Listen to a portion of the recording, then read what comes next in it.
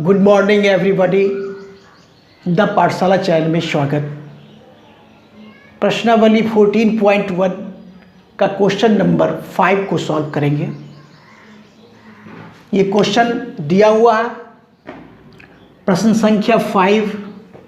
किसी फुटकर बाजार में फल विक्रेता पेटियों में रखे आम बेच रहे थे। इन पेटियों में आमों की संख्या भिन्न भिन्न थी। पेटियों की संख्या के अनुसार आमों का बंटन निम्नलिखित था। ये आंकड़ा दिया हुआ है, आमों की संख्या और पेटियों की संख्या। आमों की संख्या 50 से 52, 53 से 55, 56 से 58, 59 से 61 और 62 से 64 दिया हुआ है। और पेटियों की जो संख्या थी वो 15, 110, 135, 115 और 25। एक पेटी में रखी आमों की संख्या, आमों की माध्य संख्या ज्ञात करना है। ये बात तो इसमें ये भी कहा गया है कि उपयुक्त विधि का प्रयोग करते हुए करना है। तो उपयुक्त विधि का प्रयोग जो कि सबसे आसान विधि है, जिसमें कैलकुलेशन कम करना पड़ता है, वो आपका पग विचलन विधि है, स्टेप डेविएशन मेथड है मीन निकालने के लिए। तो उसी विधि से इसमें हम प्रयोग करके माध्य निकालेंगे। क्या चीज़ का माध्य? कि एक पेटी में रखे आमों की माध्य संख्या ज्ञात करना है।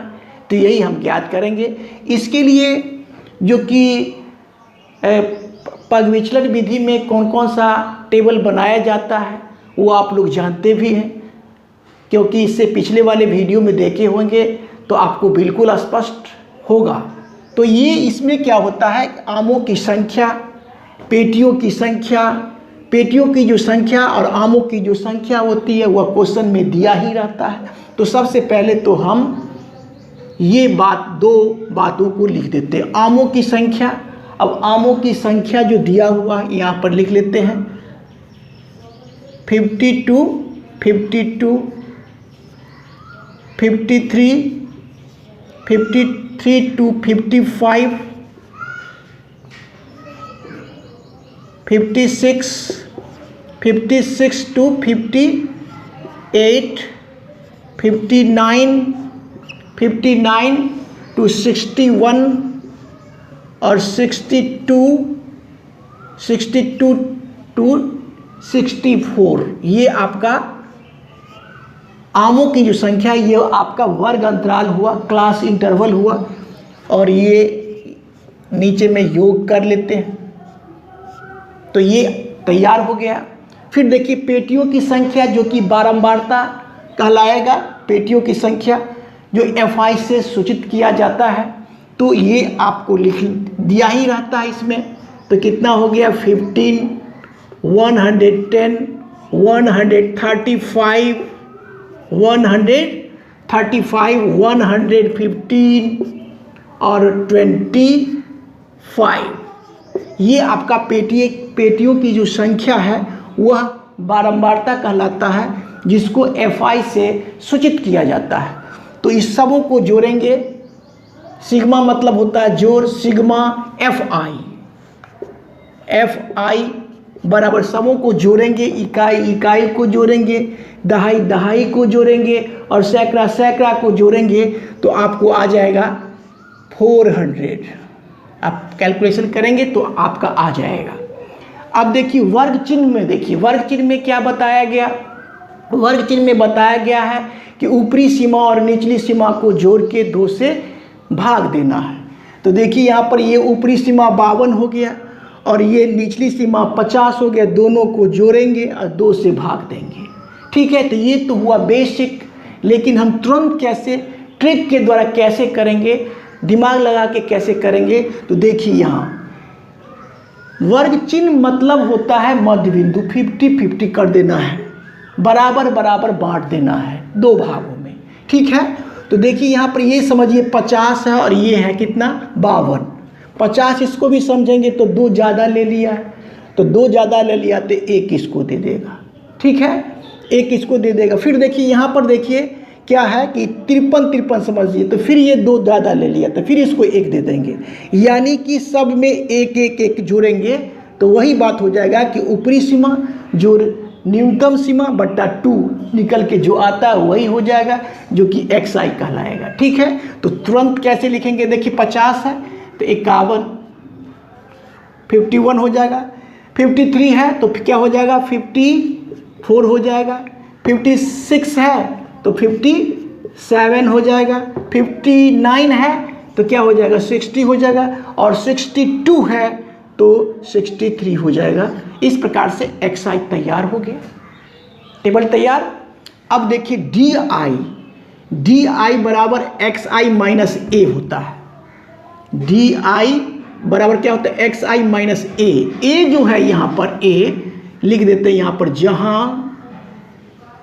A बराबर, इसमें A बराबर क्या करेंगे, कोई माध्य को मानेंगे इसमें, कि माध्य को मानने के लिए हम क्या करते हैं, वर्ग चिन्ह में से बीच का एक कोई मान ले लेते हैं, बीच का।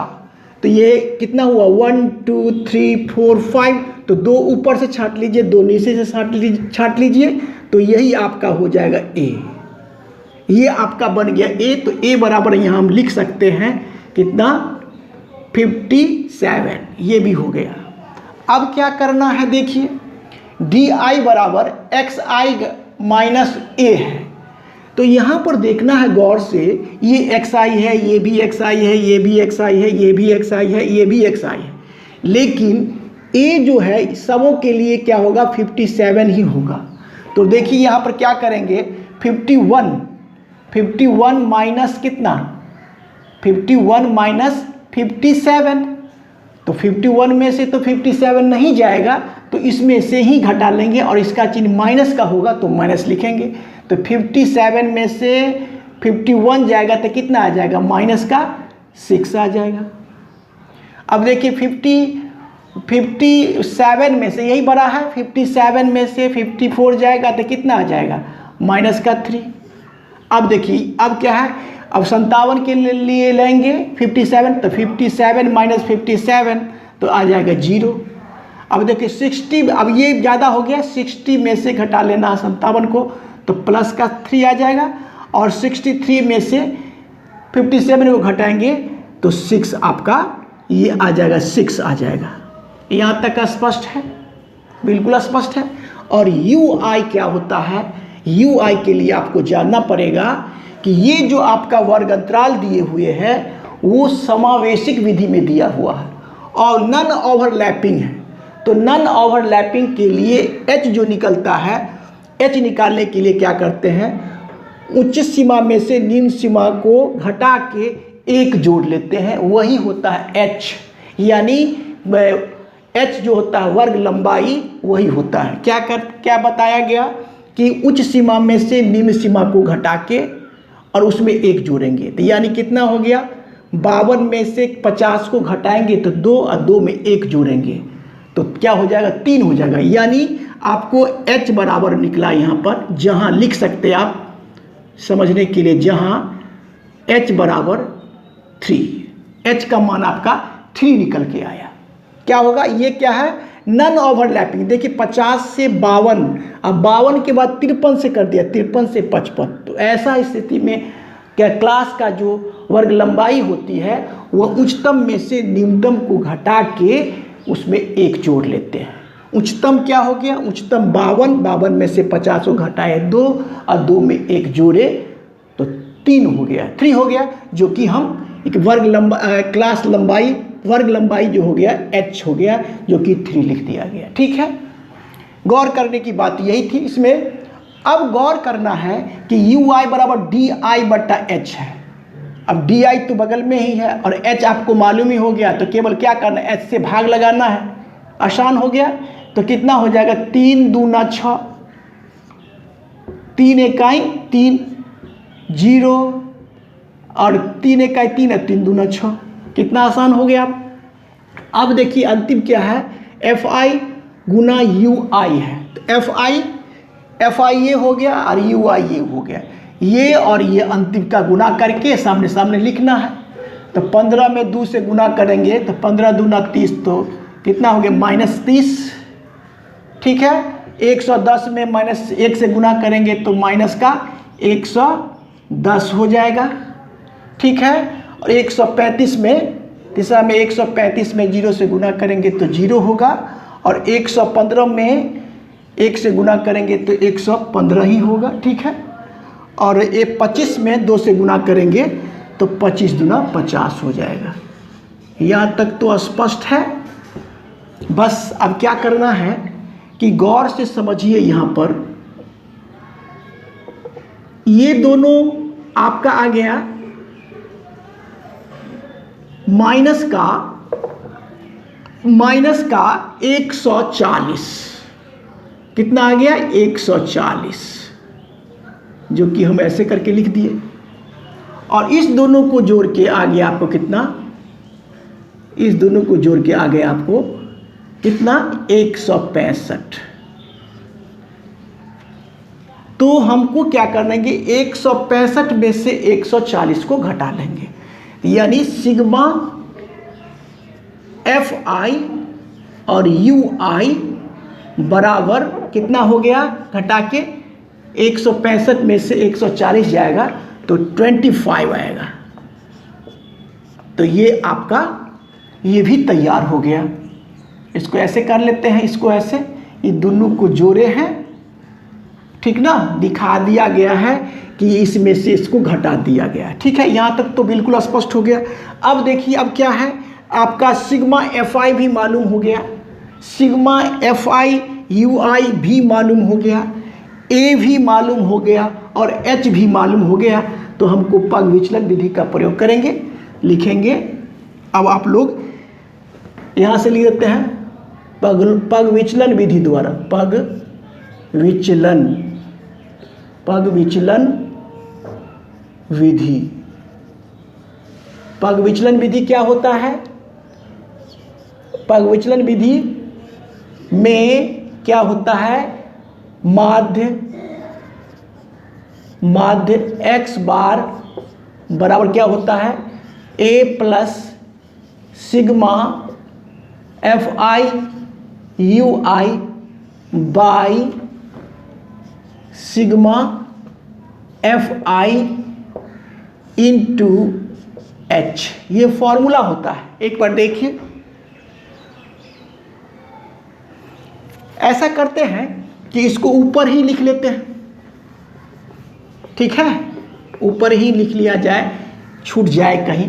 क्या लिखेंगे, पग विचलन विधि द्वारा, पग विचलन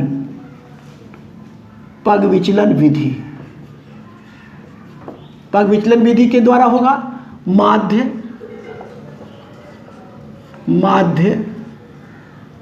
x बार, यहाँ से ले जाते हैं x बार बराबर a plus sigma Fi Ui by sigma Fi into H।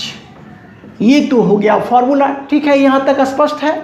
अब देखिए यहाँ से ये आप क्या कहते हैं, ये इसके लिए है भाई, इधर के लिए है, और यहाँ से इसका बराबर यहाँ से है, ठीक है। तो a का मान हम कितना निकाले, 57, तो 57 लिख देंगे, 57।